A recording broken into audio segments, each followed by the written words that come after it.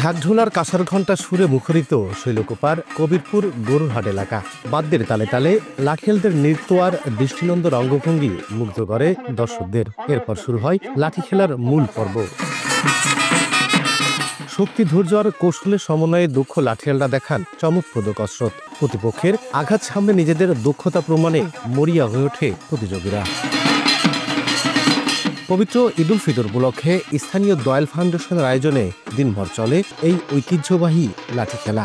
শত শত দর্শকদের পদচারণায় মুখর হয়ে ওঠে পুরো এলাকা। ঐতিহ্য টিকিয়ে রাখতে এমন আয়োজন প্রতিনিয়ত করার দাবি দর্শনার্থীদের। খেলা মেলাদিন দেখিনি তো, আজকে কি মন হলো খেলা দেখলাম, খেলায় গিয়ে খুব ভালো লাগতো। প্রাচীনতম খেলা, এই খেলা আমাদের মাঝে ফিরে আসছে। অত্র অঞ্চলে মানুষ এই খেলার দিকে উপভোগ করছে। 15 থেকে 20 বছর পরে আবার এই লাঠি খেলা আমাদের মাঝে ফিরে এসেছে। এটা আমরা আমাদের যুব সমাজ, আমাদের ভাই বোন চাচাদের নিয়ে আমরা আবার সেই পুরনো ছোটবেলার স্মৃতিচারণ করতে পারছি।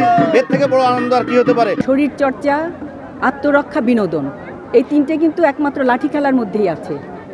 এটা আমাদের একটা বিনোদন।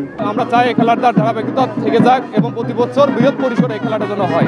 লাঠি খেলাটি ঈদের আনন্দ আমাদের দ্বিগুণ বাড়িয়ে দিয়েছে। আমরা চাই এই লাঠি খেলাটি প্রতি বছর হোক। গ্রামের কৃষক শ্রমজীবী মানুষের সাথে ঈদের আনন্দ ভাগাভাগি করে নিতেই এমন আয়োজন বলে জানায় আয়োজক। ঈদের পরের দিন লাঠি খেলা আয়োজন করে থাকে। এটা মূলত কৃষকের ঈদ আনন্দ উপলক্ষে কৃষকের খেটে খাওয়া মানুষের আনন্দকে বাড়িয়ে দেওয়ার জন্য দয়াল ফাউন্ডেশনের উদ্যোগে এই লাঠি খেলার আয়োজন।